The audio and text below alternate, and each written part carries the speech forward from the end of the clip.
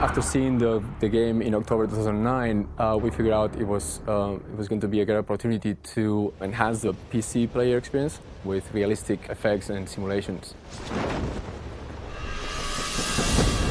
I can't say I've ever experienced quite such an open-ended, convincing, immersive sandbox game. We had been experimenting with some simulations on water, ocean simulations, and we thought that we could add an extra notch on the looks of the game. The water is composed of two components. One component gives the water a convincing large-scale swell that moves boats and causes the character to bob around when he's swimming in the water. The water is much more real with more specular highlights, and it reacts as it should with boats and riggers swimming. We also added a wind-driven ripple effect that adds that last level of convincing detail that makes it look really special. Also, we saw that the game uses depth of field effects quite a bit, so we thought we could add some nicer looks to it to make it more film-like. What we've worked on mainly is bokeh filters. Bokeh is the name for blur in Japanese.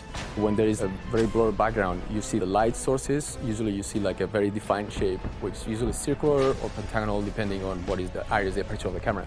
So we mimic that effect. We're all familiar with the sharp shadows you get if you put a small light in a room and stand in front of it. You'll get sharp shadows cast by that light. If you put a big light in a room, so we're talking a light the size of a wall, you'll notice you'll start to get softening in those shadows. And if you take that even further and think of light coming from all around, what you get is really soft little blobby shadows under everything. And what ambient occlusion does is it calculates those soft shadows dynamically in real time in order to show that objects are grounded and convincingly part of the world. For each pixel in the image, we're tracing rays out to find out how occluded that pixel is. What we can do with the GPU is we can use the massively parallel power of the GPU that's able to trace many, many rays at the same time. The first thing you realise when you play Just Cause 2 is that this is already a really immersive game. So this is a great candidate for us being able to add a little bit extra with the 3D vision support.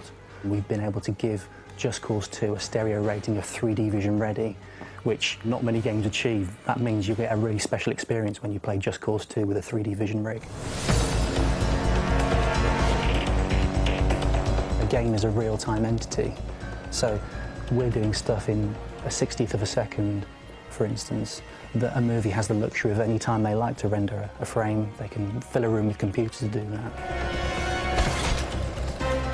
The main purpose is to make the looks of the game more close to reality and give the player a more immersive experience. It's really a beautiful experience.